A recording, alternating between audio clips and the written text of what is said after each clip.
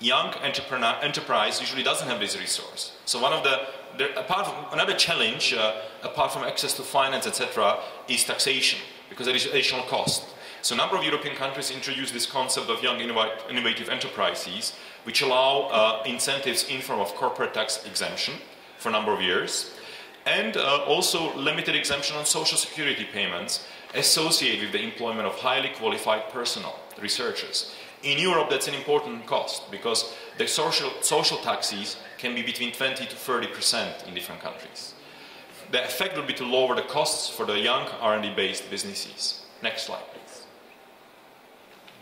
Research and mobility. It's almost the last one, yeah. Research and mobility. So if we will really further build Kazakhstan as a knowledge-based economy, we should use maximum the domestic resources, but I think it's obvious it is not enough. There will need to be researchers and experts from around the world who need to come here. There is both tax considerations and non-tax considerations. The tax considerations consider exemptions, tax-free allowances for relocation of an expert, exemption from social taxes, and making sure there is no limitation of incentives based on nationality. The non-tax considerations may be even more important. Big problem in Kazakhstan is work permit. Foreign labor has problem to get into Kazakhstan to protect the local market. So idea could be provide special track, work permit track for the researchers. Another important consideration is families. Researchers have families, spouses.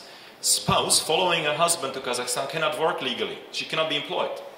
Now, if it is ambitious young person or middle-aged person in the peak of her career, she would not agree to move to Kazakhstan. So that would mean extend the work permit for spouses so they can also be employed. Allow children to access public system of education, and also access to healthcare. That could be the other non-tax considerations. Finally, next slide please. Next slide please. We could consider the VAT, I already mentioned. That could be one of the expenses that we will, tax costs that will increase the cost of the use of R&D. If it is a university which is exempt from VAT, it may not be a blessing. It may make it a little bit cheaper for the final consumer, but the university will lose the right to deduct the input VAT. So actually, they will suffer the VAT, and they will need to budget for it. Their budgets will be down by 12% in Kazakhstan. Idea could be zero rating. Okay, needs to be looked into further. So, conclusion. We are definitely in the middle of global competition in innovation. And Kazakhstan has an ambitious objective to build a diversified economy. So that's why I said I'm very pleased and very happy to be here today as a part of this forum discussing innovation in Kazakhstan. So yes, I support, we should give incentives, tax incentives. We should, however, measure the costs, account for that cost, how much does it cost to the lost revenue, to the budget, evaluate the impact, and so that we can justify these incentives also in the future. And we should have the tax policy makers cooperate with tax administration and everybody else. So my very last slide, please, gentlemen. Hello. So I promised to say a few words about the Central Asian Tax Research Center. It's a unique academic research and consulting unit which is hosted at Kimab University in Almaty. It already became a hub of knowledge and tax policy issues for Central Asia. And we are also serving as a center for education of tax professionals and tax policy makers in this region. There is our website, and on the next slide, very last slide, there is contact details. Thank you very much. It was a pleasure to be here today. Yes, thank you too. It was interesting to learn a little bit more of innovation than I know. So, the time is a little bit late, so I will say, Dr. Hornschild, you are the next one. And we should continue because I'm not sure if our physics Nobel Prize winner will come back. Do you know it? No? That's cancer? Okay. Thank you. Okay. Good evening, ladies and gentlemen. In Germany, we say the last ones are bitten by the dogs. Nevertheless, it's a great honor for me to be here, the second time here in Astana, and to give you a short presentation. My subject, innovation policy in Germany, is very complex, and I try it to do in 15 minutes.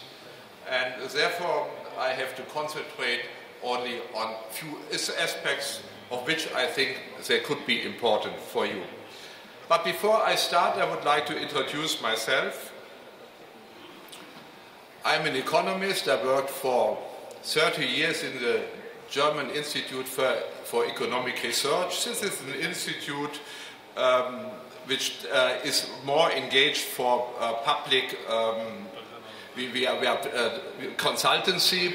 And I was the head of the Department of Innovation, Manufacturing and Service. We followed the thesis that the innovations are the engine of structural change, and therefore the market will more and more have more services and less manufacturing. I have divided, this is my background. I self did a lot of analysis for intensive R&D intensive industries.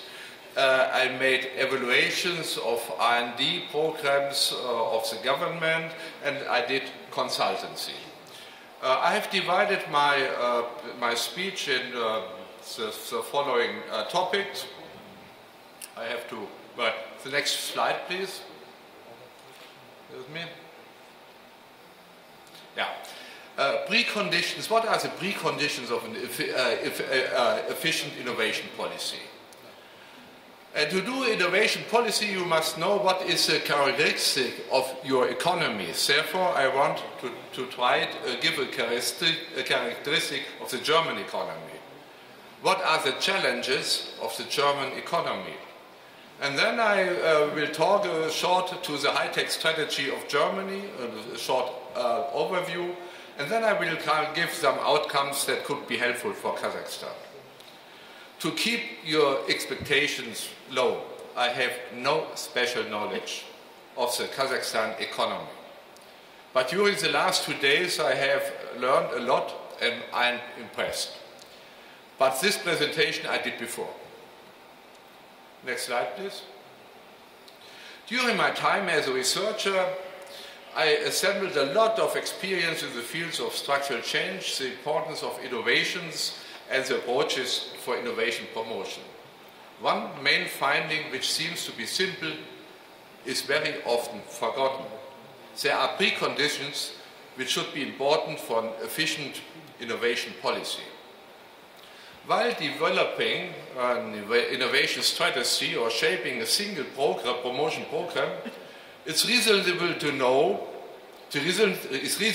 answer the following question. What are the aims of your policy? Are the aims really realistic? Or is it a dream, a wish?